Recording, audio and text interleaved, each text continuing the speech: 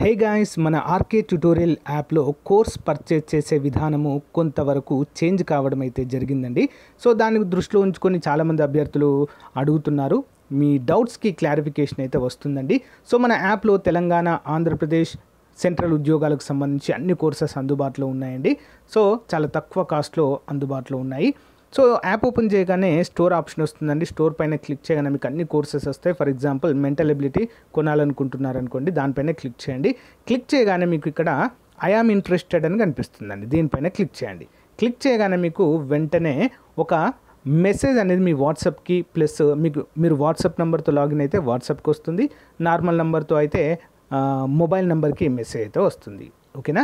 So దీన్ని close చేసి వెంటనే మీ వాట్సాప్ ఓపెన్ చేయగానే ఈ విధంగా హాయ్ అని మీ పేరుతో వస్తుందండి. సో ఈ విధంగా బై నౌ అనే ఆప్షన్ కూడా చూపిస్తుంది ఇక్కడ. ఓకేనా? సో ఏ కోర్స్ మీరు కొనాలనుకుంటున్నారో దేనిపైన క్లిక్ చేస్తారో కూడా చూపిస్తుంది. సో ఇక్కడ బై నౌ అనే ఆప్షన్ పైన క్లిక్ చేయండి ఫ్రెండ్స్.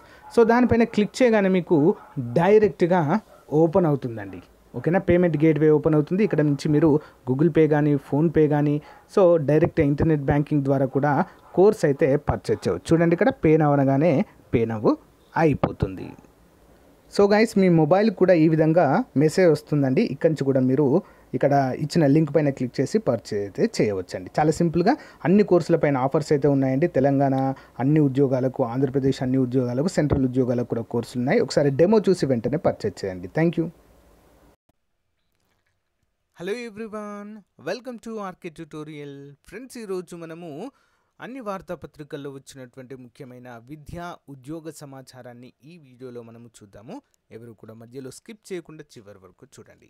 అంతకంటే ముందుగా గాయస్, ఎవరైతే ఏపీపీఎస్సీ గ్రూప్ 2కి క్వాలిఫై అయ్యారో వారి కోసం ప్రత్యేకంగా కోర్స్ లాంచ్ చేయడం జరిగింది. దాంతోపాటు టెస్ట్ సిరీస్ కూడా లాంచ్ చేయడం జరిగిందండి.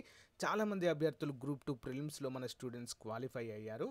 సో వారు సేమ్ అప్పుడు తీసుకున్నటువంటి వ్యాలిడిటీతోనే ప్రజెంట్ కూడా మీకుంది. మీరు ప్రిపేర్ అవ్వచ్చు. కొత్తగా ఎవరైతే మరి చూస్తున్నారో సో తప్పకుండా తీసుకోండి ఫ్రెండ్స్. చాలా బాగా మీకు యూస్ఫుల్గా ఉంటుంది.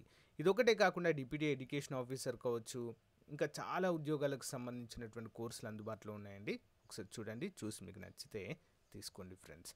ఇక వివరాల్లోకి వచ్చినట్లయితే గ్రూప్ 2 మెరిట్ లిస్టు మార్క్స్తో సహా ప్రకటించాలి అంటూ తెలుస్తుంది. నెక్స్ట్ గ్రూప్ 1 ఎంపికలో 1:100లో చేయాలి అంటూ మరి ఏపీ నిరుద్యోగ జేఏసీ అయితే కోరుతుంది. వివరాలు చూద్దాము.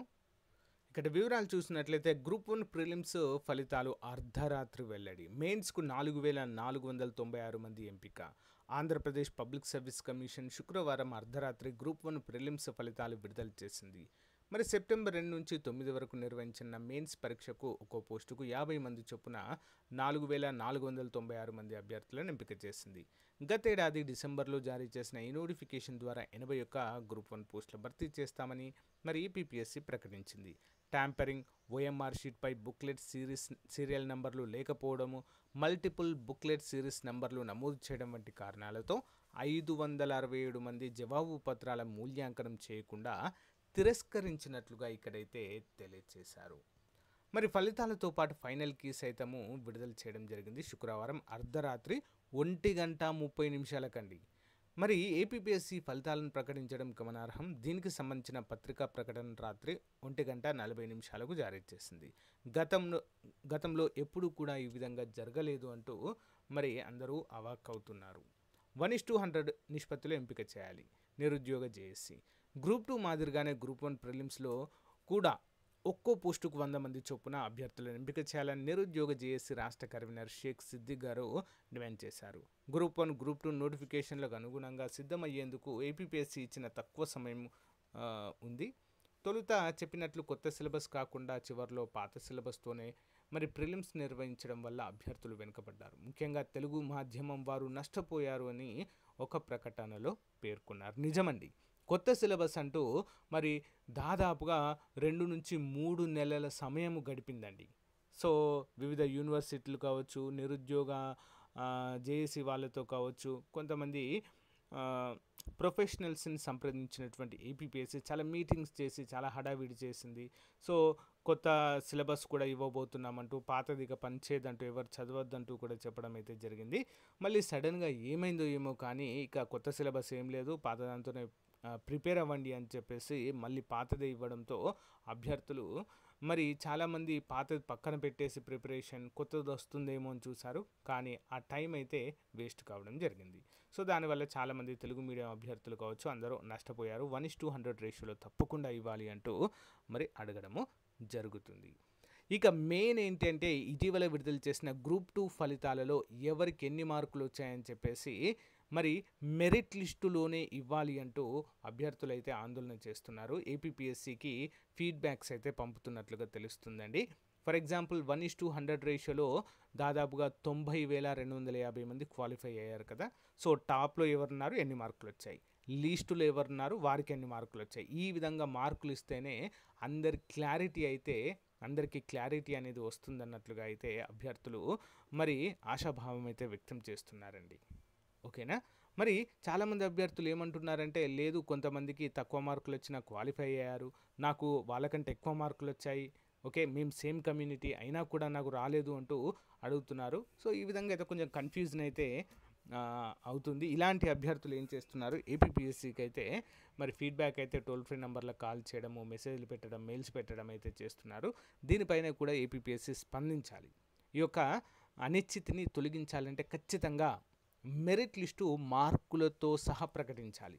వాళ్ళ పేర్లు ఇవ్వకపోయినా కూడా వారి యొక్క register number plus marks, highest marks ఎన్ని వచ్చాయి ఆ లిస్టును ఇప్పుడు మొన్న ఇచ్చినటువంటి రిజిస్టర్డ్ నంబర్ల పక్కనే వాళ్ళ మార్కులు కూడా ఇస్తే బాగుండేది అసలు.